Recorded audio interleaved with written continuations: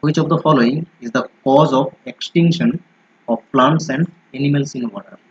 তো জলজ উদ্ভিদ বা প্রাণীর বিলুপ্তির কারণ কি? চারটের মধ্যে কোনটি হবে বলো তো? তো অ্যানিমেলস হোক বা প্লান্টস হোক না কেন, তাদের অক্সিজেন প্রয়োজন। তো অক্সিজেনের যদি ডিপ্লেশন হয় বা ঘাটতি হয়, মাত্রা হ্রাস পায়, তখনই মারা যাবে। ঠিক আছে, অপশন সি হয়ে যাবে কারেক্ট। ওকে, দেখো, অ্যাকোয়াটিক প্লান্টস বা অ্যানিমেলস ডাইরেক্টলি ডিজলভ অক্সিজেন, জলের মধ্যে যে অক্সিজেনটা ডিজলভ অবস্থায় থাকে, ওকে, মিশ্রিত অবস্থায় থাকে, এটার উপরেই তারা তাদের মেটাবলিক অ্যাক্টিভিটিস করে থাকে বা রেসপিরেশন করে থাকে।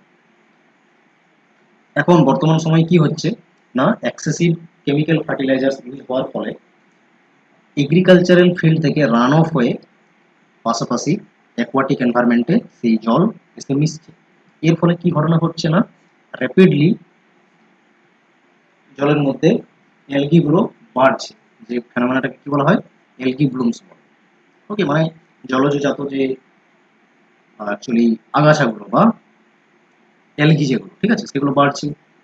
এর ফলে অ্যালগিগুলো মারাও যাচ্ছে, এবং যেই মারা যাবে অ্যালগিগুলো, তাদেরকে ডিকম্পোজ করার জন্য ব্যাকটেরিয়া কি করবে, যে ডিজলভ অক্সিজেন রয়েছে সেটাকে কনজিউম করবে বেশি পরিমাণে ডিকম্পোজ করার জন্য। ঠিক আছে, তার ফলে কি হবে, জলের মধ্যে অক্সিজেনের মাত্রা হ্রাস পাবে।